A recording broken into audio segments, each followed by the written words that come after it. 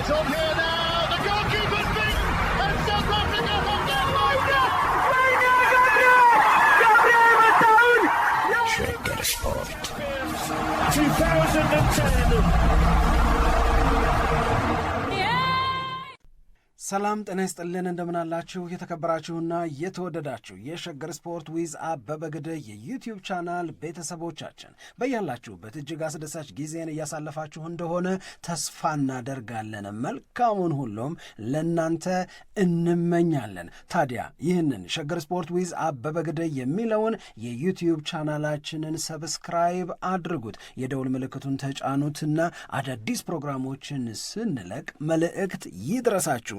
ላይክ በማድረግ እንዲሁም ደግሞ ሊንኩን ለሌሎች በማጋራት በተከታዮች ቁጥር እንድንበዛ የምንሰራቸው ፕሮግራሞችም ብዙ ሰዎች ጋር እንዲደርስ የምታደርጉትን ጥረት አጠናክራችሁ ቀጥሉ እንላለን። እስካሁን ላደረጋችሁልን ድጋፍ፣ እገዛ እና እኛን ለማንቃት ለሄዳችሁት ርቀት በሙሉ ምስጋናችን ትልቅ ነው። በጣም እጅግ በጣም አድርገን እናመሰግናለን። ተመልሰናል። አድማጮቻችን አሁንም ከኛ ጋር ቆይታችሁን እንድታደርጉ በአክብሮት እንጠይቃችኋለን። የተለያዩ ጉዳዮች እያነሳን ነው በዛሬ ዝግጅታችን ላይ። በአብዛኛው በሳምንቱ መጨረሻ የተደረጉ የተለያዩ የሊግ ጨዋታዎችና እንደዚሁም ደግሞ የምንጠብቃቸው ቀጣይ ጉዳዮችን በተመለከተ ነው ውይይት እያደረገን የምንገኘው። አሁን የምንነጋገረው የእንግሊዝ ፕሪሚየር ሊግን ጉዳይ በተመለከተ ያሉትን መረጃዎች ነው። እንግዲህ በእንግሊዝ ፕሪሚየር ሊግ የተለያዩ ጨዋታዎች ትላንትና ተደርገዋል። እነዚህ የተደረጉት ጨዋታዎች የተመዘገቡት ውጤቶችና በቀጣይ ደግሞ በአውሮፓ ሻምፒየንስ ሊግ ላይ ለመሳተፍ የሚደረገውን ትልቁን ጥረት በተመለከተ እንዴት ያሉ ነጥቦች ናቸው አብሮ መታየት ያለባቸው የሚለው ላይ ነው ውይይት የምናደርገው። በነገራችን ላይ ትላንትና በተደረጉት ጨዋታዎች ዌስትሃምና ኖቲንግሃም ፎረስት ጨዋታቸውን አድርገው ነበረ። ኖቲንግሃም ፎረስት 2-1 በሆነ ውጤት ይህንን ጨዋታ አሸንፏል። በጣም በኖቲንግሃም ፎረስት በኩል በተለይ የመጨረሻ ደቂቃዎች ላይ የነበሩት ውጥረቶች ስሜት የሚገዙ ነበሩ። ምክንያቱም ረጅም ደቂቃ ነው የተጨመረው፣ ወደ 2 ደቂቃ አካባቢ ነው የተጫወቱት እና ከተጨመረው ደቂቃ በላይ ዳኛው እያጫወቱ ነው ብለው ኑኖ ራሱ ምልክት ሲሰጡ ነበር እና ለመጨረሻ እነዛ ደቂቃዎች ላይ በዌስትሃም በኩል ጎል ለማስቆጠር የሚደረገው ጥረት እንደገና ኖቲንግሃም ፎረስትም ደግሞ ውጤታቸውን አስጠብቀው ጨዋታውን ለማጠናቀቅ ያደርጉ የነበረው የመጨረሻ ደቂቃዎች ግብ ስሜት የሚገዛ ነበረ። ይሄ አንድ ትላንት ከተመለከትነው ነገር መካከል የሚጠቀስ ነው። ሌላ ትኩረት ስቦ የነበረው የአርሰናልና የኒውካስትል ዩናይትድ ጨዋታ ነው። አንደኛ አርሰናል የመጨረሻ የጨዋታው ነው በሜዳው ትላንትና እና ጨዋታውን ደግሞ የሚያሸንፍ ከሆነ የአውሮፓ ሻምፒየንስ ሊግ ቦታውን የሚያስጠብቅበት ውጤት ስለነበረ ትኩረት የሳበ ነው። በኒውካስትልም በኩል ደግሞ ይህንኑ የአውሮፓ ሻምፒየንስ ሊግ ተሳታፊነት ቦታውን የበለጠ ለማረጋገጥ ጥረት የሚያደርግበት ጨዋታ ስለነበረ ነው። ጨዋታውን አርሰናል 1-0 በሆነ ውጤት አሸንፏል። ያው መጨረሻ ላይ ቅድም እንዳልኩት የመጨረሻ የሜዳው ጨዋታ ስለሆነ ያደረገው የሚሸኙ ተጫዋቾችም ተሸኝተዋል። ከደጋፊዎቻቸው ጋራ እናመሰግናለን ፕሮግራምም ነበራቸው። ያው መጨረሻ ላይ ሲዝን መጨረሻ ላይ እንደሚጠበቀውና ሁልጊዜ እንደሚደረገው ነው። እነዚህ የትላንትና ጨዋታዎች ናቸው። ከትናንትና በፊት ግን የኤፍኤ ካፕ የዋንጫ ጨዋታ ተደርጓል በማንቸስተር ሲቲና በክሪስታል ፓላስ መካከል። በጣም የሚገርም ጨዋታ ነው የነበረው። ማለት ለክሪስታል ፓላስ የተለየ ነው። ይህንን ውጤት አስጠብቀው ለመውጣት ያደርጉ የነበረው ትግልና ዋንጫውን መውሰድ የነበራቸው ፍላጎት በትክክል ሜዳ ላይ የሚታይ ነው። እነሱም ደግሞ የተለየ እንግዲህ ደስታ ውስጥ ነው የነበሩት የኤፍኤ ካፕ ዋንጫን ካነሱ በኋላ እና የክሪስታል ፓላስ የኤፍኤ ካፕ ዋንጫን ማንሳት ሌሎች የእንግሊዝ ፕሪሚየር ሊግ ተሳታፊ ክለቦች በአውሮፓ ውድድሮች ላይ የሚያደርጓቸውን ጨዋታዎች በተመለከተ እንዴት ያለ ተጽዕኖ ያሳድራል ለማለፍ የሚደረገውን ጥረት በተመለከተ ነው።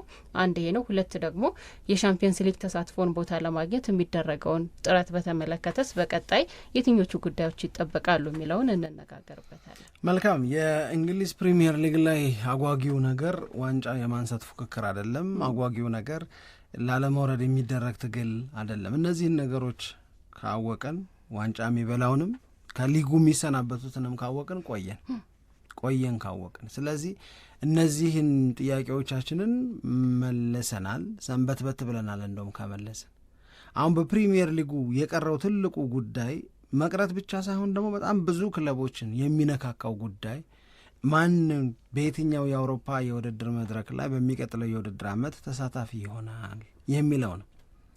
ለዚህ የ38ኛው ማለትም የውድድር ዓመቱ የመጨረሻው የሊጉ ጨዋታ መልስ ይኖረዋል። ይህንን መልስ ከማየት በፊት ግን እናስታውስ 83 ነጥብ ያለው ሊቨርፑል ዋንጫ ማንሳቱን አረጋግጧል። ቻምፒዮንስ ሊግም ላይ ይገባል። አርሰናል ትናንት ኒውካስልን 1-0 ማሸነፉን ተከትሎ ሁለተኛ ደረጃን ይዟል። ከዚህ በኋላ አርሰናል በአውሮፓ ቻምፒዮንስ ሊግ ይገባ ይሆን አይገባ ይሆን የሚለው ጥያቄ አይመለከተውም። የሚሆነው ስንተኛ ሆኖ ይገባ ይሆን የሚል ብቻ ነው የሚሆነው። ያንንም ደግሞ ሊደርስበት የሚችለው ብቸኛ ቡድን ማንቸስተር ሲቲ ሊሆን ይችላል። ማንቸስተር ሲቲ 65 ነጥብ አለው። አንድ ተስተካካይ ጨዋታ አለው። እሱን ሲያሸነፍ 68 ይሆናል። ስለዚህ ከአርሰናል ጋር በነጥብ እኩል ሆኖ የመጨረስ እድል አለው። ግን ያም የመሆን እድል ያለው አይመስለኝም። ምክንያቱም አርሰናል 34 የግብ ክፍያ ያለው፣ ማንቸስተር ሲቲ 24 የግብ ክፍያ ያለው። ሁለቱን ጨዋታ ሲያሸነፍ የ10 ጎል ዲፍረንስ መፍጠር ይችላል ወይ? በጣም ከባድ ነው የሚሆነው ለማንቸስተር ሲቲ። ያ ካልሆነ በስተቀረ አርሰናል ሁለተኝነቱንም ኦልሞስት አረጋግጧል። ከማንቸስተር ሲቲ ውጪ የአርሰናልን ሁለተኝነት የመንጠቅ እድል ያላቸው ክለቦች የሉም፣ ማንቸስተር ሲቲ ብቻ ነው። ስለዚህ አርሰናል በቻምፒዮንስ ሊግ መግባቱን ብቻ ሳይሆን ኦልሞስት ሁለተኛ መውጣቱን አረጋግጧል። ኦልሞስት ይሄ ለሶስተኛ ተከታታይ የውድድር ዓመት ሁለተኛ ደረጃን የያዘበት የውድድር ዓመት ይሆናል። ከዛ በታች ያሉት ኒውካስል ዩናይትድ፣ ቼልሲ፣ አስቶን ቪላ፣ ማንቸስተር ሲቲ እና ኖቲንግሃም ፎረስት ግን የመጨረሻ ጨዋታቸውን ይጠብቃሉ። በአውሮፓ ቻምፒዮንስ ሊግ እንገባለን ወይስ አንገባም? በአውሮፓ ቻምፒዮንስ ሊግ ውስጥ የቀሩት 3 ቦታዎች ከቀሩት 5 ክለቦች እነማን ይወስዷቸዋል ነው ጥያቄው። አሁን በመጨረሻው በአንድ ጨዋታ ይህንን እንወስናለን። 5 ክለቦች በቻምፒዮንስ ሊግ ላይ የመግባት እድል አላቸው። በስም ለማስታወስ ያህል አሁንም ኖቲንግሃም ፎረስት፣ ማንቸስተር ሲቲ፣ አስቶን ቪላ፣ ቼልሲ እና ኒውካስል ዩናይትድ። በሊግ የደረጃ ሰንጠረዥ ቻምፒዮንስ ሊግን ለመቀላቀል የቀረው 3 ቦታ ነው። 3ቱን ቦታ ለመውሰድ 5ቱ ክለቦች በ38ኛው ጨዋታ ላይ የሚያስመዘግቡት ውጤት ሁሉን ነገር ይወስናል ማለት ነው። 3 እነማን ይገባሉ የሚለውን ስናውቅ 2 እነማን ይወጣሉ በዛው ይታወቃሉ ማለት ነው። ስለዚህ ቻምፒዮንስ ሊጉን በተመለከተ ይህን ነው ልንል የምንችል። ማንቸስተር ሲቲ ተስተካካይ ጨዋታ አለው። ሌሎቹ ክለቦች ደግሞ የመጨረሻ ጨዋታቸውን ያደርጋሉ። 5ቱ ክለቦች ለ3ቱ ቦታዎች የሚጋደሉበት ይሆናል ማለት ነው። የሚታገሉበት መጋደልን ምናመጣ 5ቱ ቦታዎች ከተያዙ በኋላ 6ኝነትና 7ኝነት ሌላ ዋጋ ነበራቸው። ሌላ ዋጋቸው የነበረው ምንድን ነው? በዩሮፓ ሊግ ማስገቢያ ነበሩ። የደረጃ ሰንጠረዡ 6ኛ ሆኖ የሚጨርሰው ክለብ ከነዚህ 5ቱ አንዳቸው ናቸው። ወይ ማንቸስተር ሲቲ ነው፣ ወይ ኖቲንግሃም ፎረስት ነው፣ ወይ ቼልሲ ነው፣ ወይ አስቶን ቪላ ነው፣ ወይ ኒውካስል። 7ኛም የሚሆኑት ከ5ቱ 2ቱ ናቸው። አንዳቸው 7ኛም ይሆናሉ። ግን ዘንድሮ ክሪስታል ፓላስ የኤፍኤ ካፕን ዋንጫ አሸንፎ በታሪኩ የመጀመሪያውን ዋንጫ አግኝቶ ደጋፊዎቹ በዛ መንገድ ደስታቸውን ወደ መግለጽ የገቡበት አጋጣሚ ላይ አንድ ነገር አወቀ። በእንግሊዝ ፕሪሚየር ሊግ 7ኛ ደረጃን ይዞ መጨረስ ዩሮፓ ሊግ እንደማያስገባ አወቀ። 7ኝነት ከሰረ ማለት ነው ከዩሮፓ ሊግ አንጻር። ስለዚህ አሁን እነዚህ 5 ክለቦች ልብ ብለን መስማት ያለብን ነገር እነዚህ 5 ክለቦች በስም ኖቲንግሃም ፎረስት፣ ማንቸስተር ሲቲ፣ አስቶን ቪላ፣ ቼልሲ እና ኒውካስል ዩናይትድ የምንላቸው ክለቦች ወደ አውሮፓ ቻምፒዮንስ ሊግ ለመግባት ታግለው አት ዘ ኤንድ ኦፍ ዘ ዴይ ምናልባት ኮንፈረንስ ሊግ ላይ ሊሆን ይችላል የምናያቸው አንዳቸው ኤክስትሪሙን ይሁ በ38ኛው ጨዋታ ቻምፒዮንስ ሊግ ልትገቢ ትችያለሽ። በ38ኛው ጨዋታ ውጤት ኮንፈረንስ ሊግ ላይ ልናይሽም እንችላለን። የአውሮፓ ትልቁ ውድድር ላይ መግባት ወይም የአውሮፓ ትንሹ ውድድር ላይ መግባት። ለምን ብትይኝ 6ኝነት ብቻ ነው በደረጃ ሰንጠረዡ ዩሮፓ ሊግ የሚያስገባው። የ7ኝነትን ቦታ ወይም በ7ኝነት ዩሮፓ ሊግ ይገባ የነበረው እድል በክሪስታል ፓላስ የኤፍኤ ካፕ ዋንጫን ማንሳት ምክንያት ተዘግቷል። 7ኛ ደረጃ ወጥቶ ዩሮፓ ሊግ የመግባትን እድል ኤፍኤ ካፕን አሸንፎ ክሪስታል ፓላስ ወሰደው። ምክንያቱም ክሪስታል ፓላስ በደረጃ ሰንጠረዡ ዩሮፓ ሊግ የሚያስገባ ውጤት አላመጣም፣ ወይም ከዛ ከፍ ያለውን የቻምፒዮንስ ሊግ ውድድር መወዳደር የሚያስችል ድል የለውም። ስለዚህ ክሪስታል ፓላስ 12ኛ 13ኛም ቢሆን ኤፍኤ ካፕን ያሸነፈ በቀጥታ ዩሮፓ ሊግ ይገባል ስለሚል ማንቸስተር ዩናይትድ ባለፈው ዓመት እንደዛ ሲገባ ስላየን ለክሪስታል ፓላስም ይሄ ይሆናል። እናም እነዚህ 5 ክለቦች ቻምፒዮንስ ሊግ ይገባሉ ወይስ ወደ ኮንፈረንስ ሊግ ዝቅ ይላሉ? አሁን ማሰብ ነው። ማንቸስተር ሲቲን በሚቀጥለው የውድድር ዓመት በኮንፈረንስ ሊግ ላይ ልታዩ የምትችይበት እድል አለ። ቼልሲ ይሄንን ማስወገድ ይችላል። ውስብስብ ነው ዘንድሮ እንዳልኩ። ቼልሲ እንዴት ማስወገድ ይችላል? ኮንፈረንስ ሊግ ላይ ፋይናሊስት ነው። የኮንፈረንስ ሊግ ፋይናሊስት ስለሆነ በመጨረሻው ሳምንት ውጤት 7ኛ ለመሆን የሚገደድ ከሆነ ኮንፈረንስ ሊግ ደግሞ አይገባም። እሱ አልገባም ማለት ይችላል። ደግሞ ካሸነፈ ዩሮፓ ሊግ ስለሚያገኝ ቼልሲ በቀጥታ ዩሮፓ ሊግ ትገባለች ማለት ነው። ኮንፈረንስ ሊግ ወደ ማን ዝቅ ይላል? ወደ 8ኛው ዝቅ ይላል ማለት። እንዴት ኮምፕሊኬትድ እንደሆነ አስብ። ኒውካስል ዩናይትድ ካራባኦ ካፕን አሸንፏል። ኒውካስል ዩናይትድ ካራባኦ ካፕን ስላሸነፈ ኮንፈረንስ ሊግ ላይ የመግባት የፕሌይኦፍ ነገር አለው፣ እድል አለው።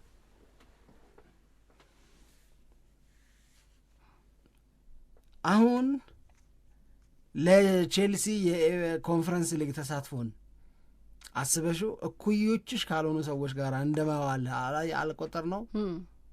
ለማንቸስተር ሲቲ ይሄ ነገር እውን የሚሆን ከሆነ ጋርዲዮላና ማንቸስተር ሲቲን ሐሙስ በኮንፈረንስ ሊግ የየት ሀገር ክለብ ነው ከሚባሉ ክለቦች ጋር ሲጫወቱ ልናየው ነው ማለት። አለመጫወት አይሻል ለእነ ሲቲ? አይ ቢያንስ የኮንፈረንስ ሊጉ ደግሞ ትንሽ በጣም ዝቅ ያለ ነው፣ ትኩረትም የለውም። በደረጃውም ስናየው ከዩሮፓ ሊግ ቀጥሎ የመጣ 3ኛ ደረጃ ላይ የሚቀመጥ ነው። ማንቸስተር ሲቲን በአውሮፓ ሻምፒየንስ ሊግ አለማየት ራሱ ይከብዳል። እንደው ይሁን ከተባለ እሺ ዩሮፓ ሊግ በቃ ግድ ነው ከተባለ የዩሮፓ ሊግ ውድድሮች ከኮንፈረንስ ሊጉ የተሻለ ፉክክር የሚታይባቸው ስለሆኑ እዛ ላይ ለመመልከት እንደው ይሁን ልትል ትችላለ። ኮንፈረንስ ሊግ ግን በጣም የሚሰፋ ይመስለኛል፣ ልክ ቸልሲ ዘንድሮ እንዳደረገው። ዘንድሮ ያው ለቸልሲ ቀላል ነበረ ኮንፈረንስ ሊግ ተብሎ ነው ሊጠቀስ የሚችለው። ሆነም ቀረ ግን የሚያስመዘገቡት ውጤት ነው በዩሮፓ ሊግም በኮንፈረንስ ሊግም በሻምፒየንስ ሊግም እንዲሳተፉ ሁኔታዎችን የሚያመቻቸው።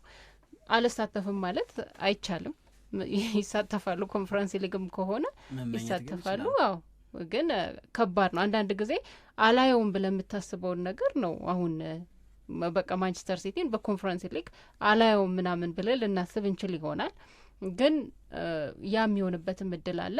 ግን ከሌሎቹ ደግሞ የተሻለ ነው የማንቸስተር ሲቲ አይደል? 2 ጨዋታ ስለሆነ የቀረው እና በዛ በ2 ጨዋታ ላይ የሚያስመዘግበው ውጤት ደግሞ የበለጠ እንግዲህ ራሱን የሻምፒየንስ ሊግ ተሳታፊም ሊያደርገው ይችል ይሆናል። የማንቸስተር ሲቲ 2 ጨዋታዎች፣ አንድ ከበርንመዝ ጋር የሚያደርገው ጨዋታ ነው አሁን ነገ መሰለኝ ይሄ ጨዋታ የሚደረገው ነገ 4 ሰዓት ላይ።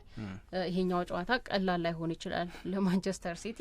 ከዛ በኋላ ከፉልሃም ጋራ ከሜዳው ውጭ የሚያደርገው ጨዋታ አለ እሁድ። ይሄ የመጨረሻ ጨዋታ ነው። ሁለቱም ለማንቸስተር ሲቲ ከባድ ነው ለአሁኑ ማንቸስተር ሲቲ። የአሁኑ ማንቸስተር ሲቲ እኮ ኤፍኤ ካፕን ዋንጫ ክሪስታል ፓላስን አሸንፎ ማንሳት ያቃተው ነው። የአሁኑ ማንቸስተር ሲቲ እኮ እስከ 38ኛው ሳምንት ጨዋታ ድረስ ቻምፒዮንስ ሊግ ይግባ ኮንፈረንስ ሊግ ማናቀው ማንቸስተር ሲቲ ነው። የአሁኑ ማንቸስተር ሲቲ እኮ በስሙ አንድም ዋንጫ ያላሸነፈበት የውድድር ዓመት እኮ ነው። እንዴት ከፍጹም ቅጣት ከግብ ክልልህ ወጥተህ ኳስ በእጅ ትነካለህ ብሎ በረኛን የሚያስጨንቅ አሰልጣኝ ሆኖ ቁጭ አለው እኮ ጋርዲዮላ። ሄንደርሰን በጣም ይገርም ነበር። ግን የሄንደርሰን ብቃት እዛ ጨዋታ ላይ የቅርብ ሳምንታት የበረኞች ብቃት በጣም የሚገርም ነው። ይሄ የዋንጫ ጨዋታ ነው ደግሞ ካሰብከው እና ለክሪስታል ፓላስ ምን ማለት እንደሆነ ዝም ብሎ ይገባናል። መቼም ማንቸስተር ሲቲ ኤፍኤ ካፕ ምን ማለት እንደሆነ ግን ይገባናል። ምኑ የሄንደርሰን ብቃት የእነሱ በረኛ ነበረው። ግን እኔ ሲወጣ ትዝ ይልሽ ከሆነ ይህንን ልጅ መሸኘት ለምን አስፈለገ የሚል ጥያቄ ሁሉ ነበር። አሁን እንደዚህ በበረኞች ችግር ማንቸስተር ዩናይትድ እየታመሰ ከማንቸስተር ዩናይትድ የተለያየው ግብ ጠባቂ ይህንን ያክል ብቃት የጨዋታው አብዛኛው ክፍል በክሪስታል ፓላስ ሜዳ ላይ ነው የነበረው። እንደውም በክሪስታል ፓላስ ሜዳ ላይ ብቻ ሳይሆን ጎል አካባቢ ነበር የነበረው። በማንቸስተር ሲቲ በኩል በጣም ከፍተኛ ጎል የማግባት ጥረቶች የተደረጉበት ነው። ግን እነዛ ነገሮች በሙሉ ያከሸፈው ደግሞ የግብ ጠባቂው ትልቁን ድርሻ የተወጣው ግብ ጠባቂው ሄንደርሰን ነው እና በዛ ጨዋታ ላይ የሚገርም ብቃቱን አሳይቷል። ከጨዋታውን በኋላ ደግሞ ከፔፕ ጋርዲዮላ ጋራ ክርክር የሚመስል ነገር ነበራቸው። ለምንድን ነው ከዛ በኋላ የወጡት ሪፖርቶች የሚያሳዩት ሰዓት የምታባከነው አይነት ነገር ነው በፔፕ ጋርዲዮላ በኩል የተነሳው ጥያቄ። እንደውም ጨዋታው ላይ 10 ደቂቃ ነበር የተጨመረው በደንብ አስታውሳለሁ። እና የ10 ደቂቃ ለክሪስታል ፓላስ ምን ያክል ረጅም እንደነበረ ማንቸስተር ሲቲ ደግሞ ያንን 10 ደቂቃ ለመጠቀም ያደርጉ የነበረው ጥረትም ደግሞ በደንብ ያየነው ነው። እና ተጨምሮልህ የለ እንዴ ሰዓት ቢባክንም እኮ ተጨምሯል የሚል መልስ ነው የሰጠውት ብሎ ተናግረዋል። ግን እዛ ጨዋታ ላይ የሚገርም ብቃቱን አሳይቷል።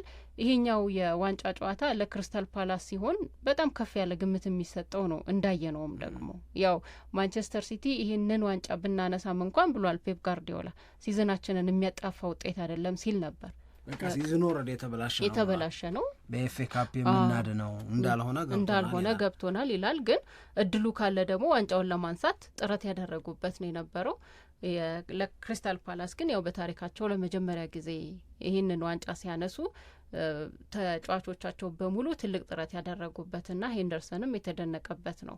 ለማንኛውም ማንቸስተር ሲቲ ቀሪዎቹ ቅድም እንዳነሳው 2 ጨዋታዎች ቀላል የሚባሉ አይደሉም። ከበርንመዝም እንደዚሁም ደግሞ ከፉልሃም። በተለይ በርንመዝ በዘንድሮ የውድድር ዓመት ከትልልቆቹ ክለቦች ጋር ሲጫወት የሚያሳየው ብቃት ሲያስደንቀን ነበረ እና ያንን የምንመለከትበት ጥሩ ፍክክር የምናይበት ጨዋታ ሊሆን ይችላል። ሌሎቹም ግን ቅድም ያነሳቸው ኒውካስትልም፣ ቸልሲም፣ አስቶን ቪላም፣ ኖቲንጋም ፎረስትም የሚያደርጓቸው ጨዋታዎች በጣም የሚጠበቀው ብዬ የማስበው እኔ ቸልሲና ኖቲንጋም ፎረስት የሚገናኙበት ጨዋታ አለ፣ የመጨረሻው ሳምንት ጨዋታ ማለት ነው። እነዚህ ሁለቱም በአውሮፓ ቻምፒየንስ ሊግ ላይ ለመግባት የራሳቸውን እድል የሚወስኑበት ነው። እርስ በርስ ሲገናኙ ደግሞ ምን ነገር ሊፈጠር እንደሚችል መቼም መገመት ነው። ኒውካስትል ከኤቨርተን ጋራ ነው ጨዋታውን የሚያደርገው። ኤቨርተንን ካነሳሽ ትላንት ሲሰናበቱ አይተሻል። ጉዲሰን የመጨረሻ ጨዋታቸውን በጉዲሰን ፓርክ አድርገው ነበረ። ለሴቶቹ መጫወቻ ይሆን ለሴቶቹ ይጫው አይደል? እውነቴን ነው። ይፍረስ አይፍረስ ነበር ስቴዲየሙ። የኤቨርተን የሴቶች ቡድን እዛ ይጫወቱ ተብሏል። ለምን እንደሳቅሽ አልገባኝም። አይ ምንም የሴቶቹ መጫወቻ ይሁን ተብሏል ሲላልኩ አይ እንደዛ ነው። እኔም አይቼዋለሁ ሴቶቹ ይጠቀሙበታል የሚል ነገር ወጥቷል። ሌላ የአስቶን ቪላ ደግሞ የመጨረሻ ጨዋታውን ከማንቸስተር ዩናይትድ ጋር ያደርጋል። ይሄም ለአስቶን ቪላ ቀላል ጨዋታ ላይሆን ይችላል። ስለዚህ እነዚህ የሚጠበቁ ጨዋታዎች ናቸው ማለት ነው። በመጨረሻው ሳምንት በእንግሊዝ ፕሪሚየር ሊግ የአውሮፓ ሻምፒየንስ ሊግ ቦታ ለማግኘት ከሚደረጉት ጥረቶች መካከል ይህንን እንመለከታለን። እነዚህ ክለቦች የሚያደርጉት ጨዋታ ትልቅ ትኩረት የሚስብ ይመስለኛል። ይህንን ያው በጣም ትኩረት ይስባል። ከምንም በላይ ግን በቼልሲና በኖቲንግሃም ፎረስት እገሌን ካሸነፈልኝ የሌለበት እርስ በርሳቸው መጫወታቸው ለቼልሲም አድቫንቴጅ ነው፣ ለኖቲንግሃም ፎረስትም አድቫንቴጅ ነው። ቢያንስ ራሳቸው የራሳቸውን ስራ ለመስራት እድል ስለሚሰጣቸው ከበረቱና ከቻሉ፣ የሁለቱ እርስ በርስ መጫወት ደግሞ ለሌሎቹ ክለቦች አድቫንቴጅ ነው። በነገራችን ላይ ቢያንስ ሁለቱም ወይም ካልሆነ አንዳቸው ይቀራሉ ማለት ነው። ገብቶሻል? ኖቲንግሃም ፎረስት ከቼልሲ እርስ በርሳቸው ስለሆነ የሚጫወቱት ቼልሲ ካሸነፈ ኖቲንግሃም ፎረስት አውት፣ ምንም እድል የለም። ኖቲንግሃም ፎረስት ካሸነፈ ቼልሲ አሁን ያለውን ነጥብ መጨመር አይችልም። ከሁለት አንዳቸው የሚሸነፉበት ውጤት ስለሚመዘገብ ይሄ ይሆናል። ሁለቱ ማቻ ከወጡ ደግሞ ነጥቡን እያየን ብናወራ ለምሳሌ የእንግሊዝ ፕሪሚየር ሊግን የደረጃ ሰንጠረዥ ብናይ ቼልሲ አቻ ከወጣ 67 ነው የሚሆነው ነጥቡ። ስለዚህ አስቶን ቪላ ማንቸስተር ዩናይትድን ካሸነፈ 69 ስለሚደርስ ማንቸስተር ሲቲ የሚያስመዘግበው ውጤት እስከ 71 ነጥብ ሊያደርሰው ስለሚችል በርንመዝንና ፉልሃምን በማሸነፍ ኒውካስል ዩናይትድ የመጨረሻውን ጨዋታ ከኤቨርተን ጋር ሲያደርግ የሚያሸንፍ ከሆነ በቃ ቼልሲ ወጣ ማለት ነው። ቼልሲ ከተሸነፈ ኖቲንግሃም ፎረስት ካሸነፈ 68 ነው ሊደርስ የሚችለው። ስለዚህ ይሄ አለቀ በቃ። ለሌሎቹ ቦታውን ማን ወሰደው? አስቶን ቪላ፣ ኒውካስል ዩናይትድ እና ማንቸስተር ሲቲ ወሰዱት ማለት ነው። የራሳቸውን ውጤት በበጎ ወይም በድል አጠናቀው በቼልሲና በኖቲንግሃም ፎረስት እርስ በርስ መጫወት ይጠቀማሉ ስልሽ ይህንን ማለት ነው። ኖቲንግሃም ፎረስትና ቼልሲ እርስ በርስ ጨዋታቸውን በአቻ ውጤት ቢያጠናቀቁ ለሁለቱም አንዳንድ ነጥብ ነው የምትጨምረው። ለቼልሲ 67 ነው፣ ለኖቲንግሃም ፎረስት 66 ነው የምታደርጊው። የትም የማያደርሳቸው ይሆናል ማለት ነው። እነዛ የሚያስመዘግቡት ውጤት ተጠቃሚ ያደርጋቸዋል። ስለዚህ እርስ በርሳቸው መጫወታቸው ለቼልሲና ለኖቲንግሃም ፎረስት የሚሰጠው ጥቅም የራሳቸውን እድል ለራሳቸው ይወስናሉ በማሸነፍ። የኒውካስልና የአስቶን ቪላ የማንቸስተር ሲቲ አድቫንቴጅ በቼልሲና በኖቲንግሃም ፎረስት እርስ በርስ መጫወት ከመሸናነፍና ካቻ ውጤት ስለማይወጣ የሆነውን ያስቀርልናል ማለት ነው የሚል ነገር አለ። ተያይዞ ማለፍ የሚባል ነገር የለም። ለምሳሌ ለኒውካስል ማነው ለቼልሲና ለኖቲንግሃም ፎረስት አቻ መውጣት ሁለቱንም ያሳልፋቸዋል ቢባል ይደብር ነበረ። አሁን ግን አቻ መውጣት ሁለቱንም ይጎዳል። ስለዚህ ቼልሲና ኖቲንግሃም ፎረስት የግድ መሸናነፍ አለባቸው አንዳቸውን ለማለፍ ማለት ነው። ይሄ ጥረት ደግሞ ሲቲን፣ ቪላን እና ኒውካስልን ውጤታማ ወይም ትርፋማ ያደርጋቸዋል ብዬ አስባለሁ። በጣም በጣም በጣም ያጓጓል መለሽ። ግን ይሄንን ሁሉ ምስቅልቅል የፈጠረው ግን የክሪስታል ፓላስ ኤፍኤ ካፑ ላይ ማንቸስተር ሲቲን ማሸነፉ ነው። ምክንያቱም ሰባተኛም ቢሆን ዩሮፓ ሊግ ገባለሁ እንዳይሉ አረጋቸው። ሰባተኝነት አሁን ኮንፈረንስ ሊግ ላይ እንጂ ሌላ ላይ አያስገባም። አሁን ለኖቲንግሃም ፎረስት ሲዝኑን ያሳለፈበትን ጊዜ አስበው በጣም ካለ አውሮፓ ጨዋታዎች ውጪ ይሆናል የሚሆንበት እድል አለ ምናምን ተብሎ ሲወራ እንደዛ የሚሆንበት እድል የለም። ኮንፈረንስ ሊግ ሊገባ ነው ራሱ ኮንፈረንስ ሊግ እሱ ራሱ ያበሽቃል ነው። እኔ ደግሞ የምልሽ ምክንያቱም ሁለተኛ ሆኖ በጣም ብዙ ጊዜ ቆይቷል። ሶስተኝነትን ይዞ በጣም ተደላድሎ ነበረ። አሁን ሌሎቹ መጡና እሱ ደግሞ መሀል ላይ መጨረሻ አካባቢ ትንሽ እያቃተው ሲመጣ ነገሮች ተበላሹበት እንጂ ኖቲንግሃም ፎረስት በዘንድሮ የውድድር ዓመት ከተጠበቀው በላይ በመሆን ትልቅ አድናቆትን ያገኘ የሚገባው ክብር የተሰጠው ቡድን ነው ኑኖ ኤስፒሪቶ ሳንቶ የሰሩት። ግን አሁን ቻምፒዮንስ ሊጉም የለ ምንም የለ ኮንፈረንስ ሊግ ላይ ግን ሊገባ ይችላል። አሁን ባለው ሁኔታ በተሰጠው እንግዲህ ግምት መሰረት ማን ሻምፒየንስ ሊግ ይገባል የሚለውን ለማየት ብንሞክር ማንቸስተር ሲቲ ሻምፒየንስ ሊግ የመግባት እድሉ 85.9% ነው። ስለዚህ በርንመዝና ፉልሃም ላይ ውጤት ያመጣል። በጣም የተሻለ አንድም ውጤት ያገኘው ነገር ሁለት ጨዋታዎች ስላሉት ነው። ሌሎቹ አንዳንድ ጨዋታ ብቻ ነው የቀራቸው። ስለዚህ ማንቸስተር ሲቲ 85.9% ነው። ከዛ ደግሞ ኒውካስል ዩናይትድ ሻምፒየንስ ሊግ የመግባት እድሉ 83.5% ነው ተብሏል። እንደገና ቼልሲ 56.8% ነው። ቀጥሎ የሚመጣው አስቶን ቪላ ነው። ለአስቶን ቪላ ያገኘው ግምት በመቶኛ 44.4 ነው። ኖቲንግሃም ፎረስት ደግሞ 29.3 ነው። ያ በደረጃቸው ነው እና ያላቸውንም ተጋጣሚዎች ግምት ውስጥ በማስገባት እንደዛ ከሆነ ለማንቸስተር ሲቲ 85 አልሰጠውም። ሁለት ጨዋታ ሲሆን የምታገኘው ነጥብ ሁለቱ ከማጋ የሚለው ወሳኝ ነው አላ በርንመዝ እኮ ነው አንዱ በርንመዝ ነው። በርንመዝ በጣም ከባድ ቡድን ነው አይደለም ዘንድሮ ለትልልቆቹም ቢሆን ፉልሃምን በጣም ከባድ ለኔ ለአሁኑ ማንቸስተር ሲቲ ነው ማለት። ስለዚህ ማን ቻምፒየንስ ሊግ ይገባል በቀሪዎቹ ጨዋታዎች ብለት ገምታለሁ? ማንቸስተር ሲቲ ይገባል ብዬ አገምታለሁ። ግን ፐርሰንቴጁ በዛ ነው። በዛ 85 ተጋጣሚዎቹ በርንመዝና ፉልሃም መሆኑን የረሳ ሆነብኝ እንጂ አሁን ለምሳሌ ይህንን የምልበትን ምክንያት ባስረዳሽ ማንቸስተር ሲቲ ከሁለቱ ጨዋታ አንዱን አሸንፎ አንዱን አቻ እንኳን ቢወጣ የኒውካስል ጨዋታ ከኤቨርተን ጋር ኤኒቲንግ ሊያጋጥም የሚችልበት ነው። ቪላ ማን ዩናይትድን ያሸንፋል ብዬ ገምታለሁ። ሁለተኛው ማንቸስተር ሲቲ ይገባል ብዬ እንድል የሚያደርገኝ ነገር የቼልሲና የኖቲንግሃም ፎረስት እርስ በርስ መጫወት። እሺ ግን ለተመልካች አንድ በጣም ትልቅ ትርፍ ያለው ነገር ይመስለኛል። ምክንያቱም በፕሪሚየር ሊጉ ላይ ቀደም እንዳልነው ዋንጫውን ማን እንዳነሳ ማን ከፕሪሚየር ሊጉ እንደሚሰናበት ካወቅን ቆይተናል። ግን እስከ መጨረሻው ሳምንት ድረስ ምንከታተላቸው ጨዋታዎች አልጠፉም። በፕሪሚየር ሊጉ ምንከታተላቸው ማለቴ በተለየ ፍላጎት የሆነ ትርፍ ያላቸው ጨዋታዎችን እየተመለከትን ነው እና በመጨረሻው ሳምንትም ላይ ደግሞ እነዚህ ጨዋታዎች ይደረጋሉ። በተለይ የሻምፒየንስ ሊግ ቦታን ለማግኘት እንደገና የዩሮፓ ሊግም የኮንፈረንስ ሊግ ተሳትፎንም ለማግኘት በክለቦች በኩል የሚደረገው ፉክክር በጣም አሪፍ ጨዋታዎች እንድናይ ለእኛ ምክንያት ይሆንልናል። በዛ ላይ ደግሞ የሆነ አንድ ክለብ ለምሳሌ ማንቸስተር ሲቲ ይገባል አይገባም ቢሆን ኖሮ እንትን አይደለ። አሁን 5 ክለቦች እድል አላቸው ቻምፒዮንስ ሊግ ለመግባት ከ5ቱ ያውም 3ቱ። ስለዚህ ከ5ቱ 3ቱ እነማን ናቸው የሚለውን ለማወቅ እንትኑን አያሰፋብሽ። በጣም ሰፊ ነው።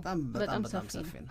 እንደገና ደግሞ ከዚህ ሁሉ የውድድር ዓመት ልፋት በኋላ ቻምፒዮንስ ሊግ ሳትገቢ ስትቀሪ ዩሮፓ ሊግ ነበር መጽናኛ የሚሆንሽ። ዩሮፓ ሊግም ይዘልሻል መባል ደግሞ በክሪስታል ፓላስ ዋንጫ ማንሳት ምክንያት እሱ ደግሞ ሌላ ከባድ ነገር ነው። ስለዚህ አሁን የሚሆነው ምንድን ነው? ወይ ቻምፒዮንስ ሊግ ነው ወይ ኮንፈረንስ ሊግ ነው ለአንዳንዶቹ። ይሄ በጣም ከባድ፣ ምክንያቱም እነዚህ 5 ክለቦች ከ1 እስከ 5 ወይም እስከ 7 ይጨርሳሉ። የሚጨርሱት እነዚህ ናቸው እኮ ምንም ጥያቄ የለውም። ከ7ኛ በታች የሚሆን የለም እዚህ ውስጥ።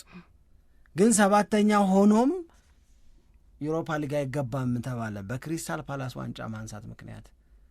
ስለዚህ ያ 7ኛ ላለመሆን እንደው ቢያንስ ዩሮፓ ሊጉን ላገኝ ለ6ኝነቱ ልብቃ ለማለት የመጨረሻውን ጨዋታ በጣም በጉጉት ነው የምንጠብቀው። 1ኛ 2ኛ አውቀናቸዋል። 3ኛ 4ኛ 5ኛ መሆን ከቻሉ አሪፍ ነው። ካልሆነ ግን 6ኝነትን ማግኘት በቃ እንትን ማለት አለ መሟሟት አለባቸው። በጣም ትልቅ ጥረት የሚፈልግ ነው ለማለት ነው። ስለዚህ የክሪስታል ፓላስ ዋንጫ ማንሳት ያወሳሰበው የእንግሊዝ ፕሪሚየር ሊግ ክለቦች የአውሮፓ የክለቦች ውድድር ተሳትፎን በተመለከተ ነው ነጥቦችን እያነሳን ያለ ነው። ለእናንተ ምን ስሜት ይሰጣል የሚለውን ብናውቅ ደግሞ ደስ ይለናል። በጣም ደግሞ እናመሰግናችኋለን። ኃይሌ ሆቴሎችና ሪዞርቶች ግሩፕ ምቾትና የሚወዱት ፍጹም ኢትዮጵያዊ የሆነ መስተንግዶ ሳይለዩት ሀገር መጎብኘት ይፈልጋሉ? እንግዲያውስ ኃይሌ ሆቴሎችና ሪዞርቶችን በሀገራችን መዳረሻዎች አሁን በሚገኙ 9 ውብ ከተሞች ላይ በኩራት የተሰየሙ መዳረሻዎቹን ይዞ የእርሶን መምጣት በመጠባበቅ ላይ ይገኛል። ኃይሌ ሆቴሎችና ሪዞርቶች ፈጣን እንቅስቃሴዎች ከሞሉበት ከመዲናችን አዲስ አበባ ጀምሮ ረጋ ያለ መንፈስ እስከሰፈነባቸው የሐዋሳ ውብ የሐይቅ ዳርቻዎች መዳረሻዎቹን አስፋፍቶ ዛሬ 9 ከተማዎች ላይ የሚገኘው ሪዞርቱ ልዩ ባህልን ከታዋቂው የኃይሌ ሪዞርትስ መስተንግዶ ጋር አጣምሮ ይዟል። መስተንግዶን፣ እንክብካቤን፣ ደንበኛን ማክበር፣ የቤት ያህል እየተሰማቸው እንዲቆዩ ማድረግን ኃይሌ ሆቴሎችና ሪዞርቶች ያውቁበታል። ምስክሮች ነን። አዲስ አበባ በኃይሌ ግራንድ ሆቴል፣ በኃይሌ ሪዞርቶች ሐዋሳ፣ አርባ ምንጭ፣ አዳማ፣ ወላይታ ሶዶ፣ ጅማ፣ ጎንደር፣ ባቱ፣ ሱሉልታ ላይ ታገኙታላችሁ። ኃይሌ ሆቴሎችና ሪዞርቶች ምረጪ ብትባይ እስቲ ሂዱና እዩት ቢል እሱም ከነዚህ መጀመሪያ የት መሄድ ትፈልጊያለሽ? አርባ ምንጭ። ምክንያትሽን ማወቅ ይቻላል? ራሱ ኃይሌን ያጓጓኝ አይደለ? ብዙ ጊዜ ብትሄዱ ብታዩት ይላል እና ዝም ብሎ አርባ ምንጭ ሲባል ደግሞ የምንድን ነው ነበር ያለን አንዴ የጤና ደም ጁስ ነው እንደዚህ የሌለ ጁስ የለም በነገራችን እና በቃ ሲናገር እሱ ነው ያጓጓኝ። ምን እና መሄድ ትፈልጊያለሽ? እንደዚህ ምረጭ። ሁሉም ቦታ መሄድ እፈልጋለሁ አይደለም ግን አርባ ምንጭ እስቲ ኔክስት ይር አስታውሽኝ እስቲ። የዱባ ወጡን ነገር አመጣ ዱባት የኔ ቢጤ ያሉት ስለ ማርያም ስለ ክርስትና ማርያም እያለ ሲለምን ነው። ማነው የኔ ቢጤ ዱባ ወጥ ትወዳለህ?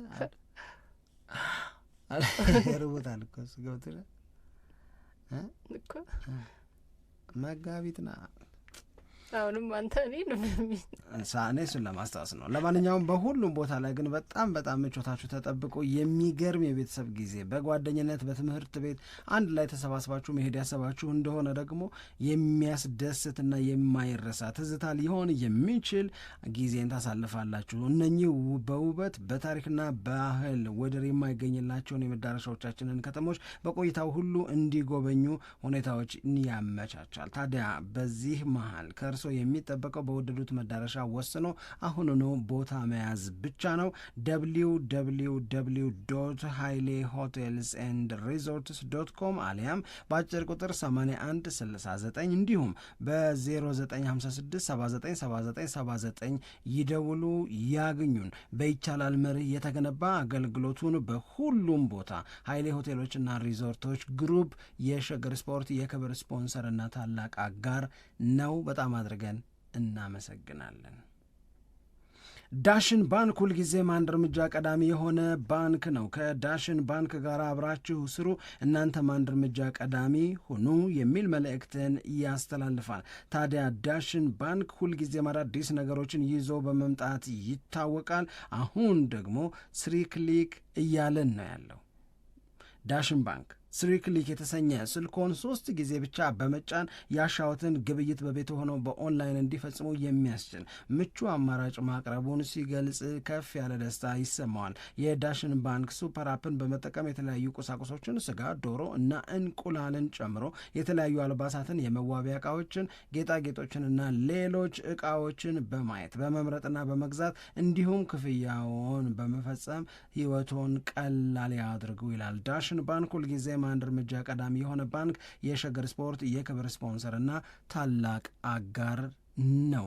አያት አክሲዮን ማህበር፣ አያት ሪል ስቴት የቤት ባለቤት የመሆን ፍላጎት አላችሁ? እናውቃለን። ይህንን ፍላጎት ቀለል ባለ መንገድ ማሟላት እንዴት እንደሚቻልም በተግባር እያሳየን ነው። በኢትዮጵያ ብር ተባብላችሁ 15 በመቶ ብቻ ቅድሚያ ቤት ከመግዛት የምትችሉበት እድል አለ። 15 በመቶ ብቻ ነው ቀድማችሁ ክፈሉ እየተባለ ያለው።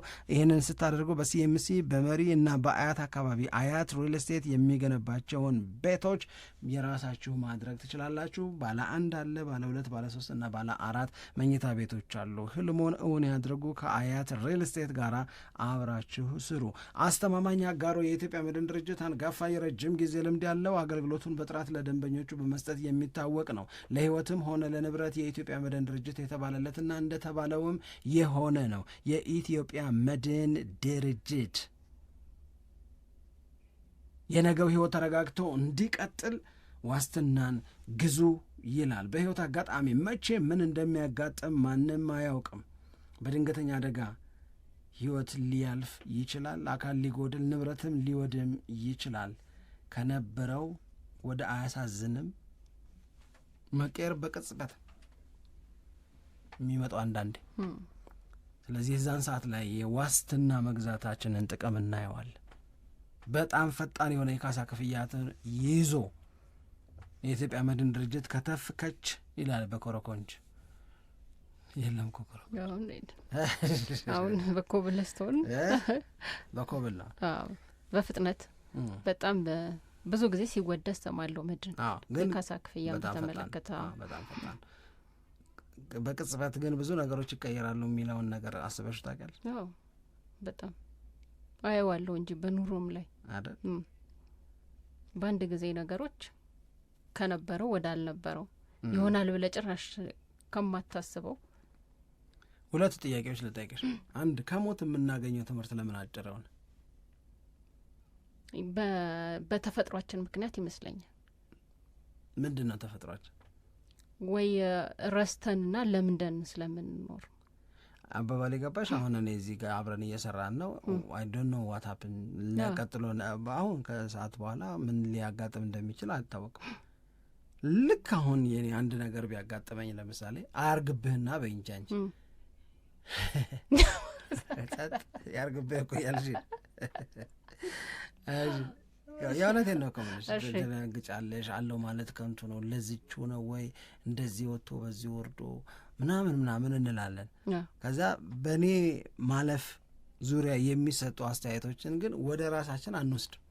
ከዛ ከኔ ተምረሽ ወይም አጠገባችን በቅርብ በዙሪያችን ትላንት የነበረ ሰው ዛሬ ጠዋት የነበረ ሰው ጠዋት እንደዚህ እኮ ብሎ ነበር ምናምን የተባለ ሰው ሲሞት ተከትሎ ለዚህ ሁሉ ያ ሁሉ ጭንቀት፣ ለዚህ ሁሉ ነው ያ ሁሉ ክፋት፣ ለዚህ ሁሉ ነው ያ ሁሉ እንትን ምናምን እንላለና ስለዚህ ከዛ በኋላ ግን ከመጨነቅ ይልቅ በምክንያታዊነት ተረጋግቶ ህይወትን ጣፋጭ አድርጎ ለመኖር ቋሚ ውሳኔ መወሰን ግን አንችል፣ እንረሳዋለን ወዲያው። ስለዚህ መርሳት ስለተሰጠን ነው መጣ። እኔ እንደዛ ነው ሁሌ ነው ማሰበው። መልመድም አንድ ለነገሩ ይሄንን እንደ ኔጌቲቭ ነገር አላየውም። የሰው ልጆች ረስተውና ለምደው መኖራቸውን ማለት ነው። እንደውም እንደ ጸጋ ነው ማየው። ያ ባይሆን ኖሮ በጣም ብዙ የሚበላሹ ነገሮች ነው። ከዛ ከሆነ ካጋጠመን ነገር ውስጥ ለመውጣት በጣም ከባድ ነው ብዬ ነው ማስበው። አሁንም እንኳን ረስተንና ለምደንም እየኖርን አንዳንድ ጊዜ በህይወታችን ላይ ካጋጠመው ነገር ለመውጣት እንቸገራለን እና በዛ ምክንያት ነው ብዬ ነው ማስበው። ብዙ ጊዜ ሰው ሲናገር ሰምተህ ካወቅ ያዝናል እኮ የሆነ በጣም የምትወደው ወይ የቅርብ ሰው ምናምን ስታጣው በጣም የሆነ ሰው ያዝናል። ከዛ በኋላ ግን ህይወት ይቀጥላል ይልሃል ሰው በሙሉ። ህይወት ይቀጥላል እርግጥ ነው እንደነበረው ቀጠለ ወይ የሚለው ሌላ ነገር ቢሆንም ግን ያው ከመኖር አናቋርጥም ይቀጥላል እና በዛ ሂደት ውስጥ ስለምናልፍ ነው እንጂ ሰዎች ብዙ ጊዜ ምክርም ሲሰጡ ሰማለሁ። ሞት መኖሩን እያሰብን ብንኖር ኖሮ ብዙ ነገሮች ይስተካከሉ ነበረ። የሰው ልጅ ክፋትም እንደገናም ደግሞ ደስ የማይሉ ናቸው ተብሎ የሚገለጹ ባህሪያትም አይ ለምን መሞት እንደሆነ አይቀር ምናምን እያልን እያሰብን ቢሆን ኖሮ የዕለት ተዕለት ኑሯችን ላይ የምንኖረው እነዛ ነገሮች ይቀንሳሉ፣ ጋብ ይላሉ፣ አይኖሩም የሚል አስተያየትም ደግሞ ሲሰጥ ሰማለሁ። ሞት ሁሉንም ነገር ዋጋ ያሳጣል እኮ አንዳንድ ያልሽ መንጠቅንም መነጠቅንም ዋጋ የሚያሳጣው ሞት ይመስለኛል። ገባሽ? በመንጠቅሽ ከሰው የሰውን ሀቅ በመንጠቅሽ እድሜ ልክ አትኖሪም። ይውሉ ዜት አይደለ ስትሞች መሞትሽ ስለማይቀር ማለት ነው። በመነጠቅሽ ውስጥም ደግሞ ኦብሴሽን ውስጥ የምትገቢ ከሆነ እንትን ውስጥ ዲፕሬሽን ውስጥ የምትገቢ ምናምን ከሆነ እንደውም መሞቻሽን ታፋጥኘዋለሽ። ትርጉም የለውም። ለዚሁ እኮ ነው በቃ እውነት ነው እኮ ለዚሁ እኮ ነው የምንለው እና ልክ ነው። እንደ ባለሙያ ለሰጠሽ ሀሳብ በጣም እናመሰግናለን። ሁለተኛው ጥያቄ you are one decision away from a completely different life የሚባል አባባል አላቸው ፈረንጆች። ልክ ነው። እንደዛ መሆኑን ታውቂያለሽ? ግን እንደዛ ፊል እያረግሽ ነው የምትኖረው? አይ ሁሌ አላስታውሰውም፣ ግን እንትኑን አውቀዋለሁ። በህይወት ላይ አንድ የምትወስናት ውሳኔ ሁሉንም ነገር ልትቀይር እንደምትችል አውቀዋለሁ፣ ይገባ እረዳዋለሁ። ግን ሁሌ በዛ ሀሳብ ውስጥ ነው የምኖረው ማለት ግን ይከብደኛል። ስለዚህ ሙሉ በሙሉ በቃ አንድ ውሳኔ ነገሮችን ሊቀይር ይችላል። ያው እንደዛም ደግሞ ብዙ ታሪኮችን ሰምተን የምናውቅ ይመስለኛል። ይችን ውሳኔ መወሰኔ ለአሁን ላለሁበት ደረጃ በቃኝ የሚሉ ሰዎች አሉ። ይችን ውሳኔ መወሰኔ ህይወቴን ሙሉ በሙሉ ወደ ማልፈለገው አቅጣጫ ወሰደው ብለው የሚናገሩም ሰዎች አሉ። እና በቃ ልዩነት ማለት በሁለቱም አቅጣጫ ነው። ወይ ወደ ማትፈልገው ነገር ሊወስድ ይችላል የምትወስነው አንዷ ውሳኔ፣ ወይ ደግሞ ወደምትፈልገው ደረጃ የሚያሸጋግር ትልቁ ምክንያትም ሊሆን ይችላል። እና መወሰን ከባድ ነገር ነው፣ ቀላል አይደለም ህይወት ላይ። ያንን አለመወሰንም ከባድ ነው። አሁንም አንድ ባለሙያ ምን ይላል መሰለሽ? ሜኪንግ ኖ ዲሲሽን ኢዝ ኤ ዲሲሽን ይላል። ሜኪንግ ኖ ዲሲሽን ኢዝ ኤ ዲሲሽን፣ ያ ማለት ባለሁበት ልቀጥል እያልሽ ነው ብለሽ ወስነሻል ማለት ነው። አለመወሰን ማለት መወሰን ነው።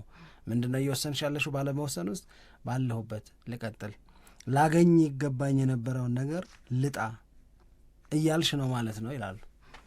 እሺ ለማንኛውም ተቃቀስ ነው የኢትዮጵያ መድን ድርጅት ምክንያት በማድረግ ነው እነዚህ ነገሮች ያነሳ ነው። እናመሰግናለን። የኢትዮጵያ መድን ድርጅት ሀገራችን ስለሆነ ዳሽን ባንክ፣ አያት ሪል ስቴት፣ ዲኤስቲቪ፣ ሀይሌ ሆቴሎችና ሪዞርቶች የሸገር ስፖርት ፕሮግራም የዕለቱ አጋሮች ናቸው።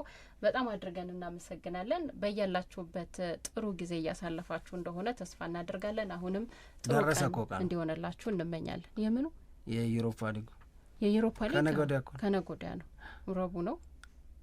የዩሮፓ ሊግ ዋንጫ ጨዋታ በጣም ይጠበቃል። ሞሪኒዮ ሰጡ የተባለውን አስተያየት አይተህ ነበር? እስቲ ንገረኝ ትንሽ። የዩሮፓ ሊግ ዋንጫ ጨዋታን በተመለከተ ምን አስተያየት ይሰጣሉ? ማን ሻምፒዮን ይሆናል ሲባል የዋንጫ ጨዋታ መሆኑን ማወቅ ብቻውን እኮ በቂ ነው። የዋንጫ ጨዋታ ቶተናምና ማንቸስተር ዩናይትድ ናቸው እና የዋንጫ ጨዋታ ነው እና የዋንጫ ጨዋታ መሆኑ ማንቸስተር ዩናይትድ ማለታቸው። እዚህ ደረጃ ላይ ከደረሰ ማንቸስተር ዩናይትድ ብዙ ጊዜ ከልምድ እንደምንረዳው ካደረገው ነገር በመነሳት እንደዛ የሚል አስተያየት ሰጥተዋል ተብሎ ተጽፎ አይቻለሁ። 1 2 ደግሞ አሞሪም ከማንቸስተር ዩናይትድ እንደማይባረሩ ማረጋገጫ አግኝተዋል የሚል።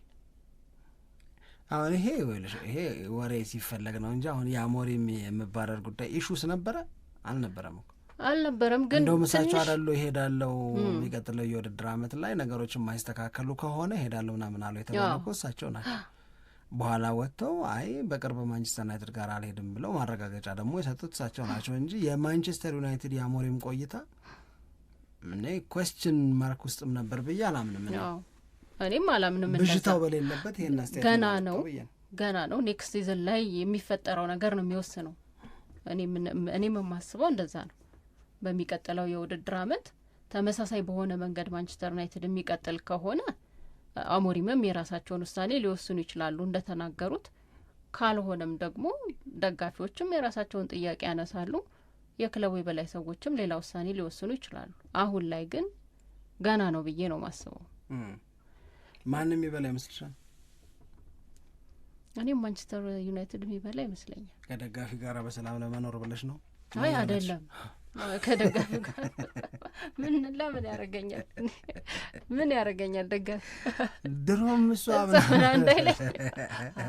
ያውቁታል እኮ የማንቸስተር ዩናይትድ ምን አይነት አመት እንዳሳለፉ ያውቁታል። ያው ማንቸስተር ዩናይትድ ይህንን ዋንጫ ቢበላ በጣም ጥሩ ነው፣ ብዙ ነገር ያስተካክላል በሚል ነው እንጂ ጥሩ የውድድር አመት አሳልፎ ነው ይገባዋል በሚል እኮ አይደለም አይደል? ለዛ ነው ራሳቸውም እንደተናገሩ። አይ እኔ አይደለሁም እኮ አሞሪምም የተናገሩት ስትይ አዎ ብዬ ሁለቱም አታስቢ ራስሽን ችለሽ። እሺ እኔ እንደዛ ነው ማስበው። እኔም እንደዛ ነው ማስበው። ይሄኛው ጭቁን ነው የሚቆጣ የለውም ብለሽ አይደለም ቶተናም? አይ አይደለም፣ እንደዛ አይደለም። እዚህ ሀገር ላይ ጭቁን ነው የሚቆጣ የለውም። እኔ ቶተናምን ማሸነፍ በዚህ የውድድር አመት ከባድ ሆኖ አላገኘሁትም። አንደኛ፣ ሁለተኛ ደግሞ ለማንቸስተር ዩናይትድ ከባድ 3 ያሸንፎታል። አሸንፎታል 3። አሁን የሚያሸንፈው ከሆነ ለአራተኛ ጊዜ ያሸንፈው ማለት ነው። አሁን እሺ ማዲሰን ተጎድቷል፣ ኩሉዙፍስኪ ተጎድቷል አይደል? እነዚህ ሳርም ተጎዳ በነገራችን ላይ እና የእነዚህ ተጫዋቾች አለመኖርስ ኢምፓክቱ ምንድን ነው? እነዚህንና ሌሎች ጉዳዮችን በጣም በስፋት እያነሳን በመደበኛ ፕሮግራማችንም በሸገር ስፖርት ዊዝ አበበ ግደይ የዩቲዩብ ቻናላችንም ላይ ወደ እናንተ አዳዲስ ነገሮችን እየነገርናችሁ እንቆያለን። ዛሬ እንጀምረዋለን 1 2 3 እያለን እንቀጥላለን ማለት ነው። አንዱ 16ኛ ሌላኛው 17ኛ ናቸው በፕሪሚየር ሊጉ ስለነሱ የሚነግረን ዘንድሮ ደካማ መሆናቸውን ነው። ዩሮፓ ሊግ ደግሞ የሚነግረን ከውድድሩን ከጀመርኩባቸው 36 ክለቦች የሚሻሉት ለፍጻሜ ደርሰዋል፣ ረቡዕም ጨዋታቸውን ያደርጋሉ ነው የሚለን። የሊጉ ደካሞች የዩሮፓ ሊግ ዋንጫን ለማንሳት የሚያደርጉት ትንቅንቅ ደስታን ለማን ይሰጥ ይሆን መጨረሻ ላይ? በጣም እጅግ በጣም ነው የሚያጓጓው። ሁሉንም አድማጮቻችንን በጣም እናመሰግናለን። ጥሩ ጊዜ ነበረ ያሳለፍ ነው። መልካም ቀን ይሁንላችሁ። ኢትዮጵያ ለዘላለም ትኑር።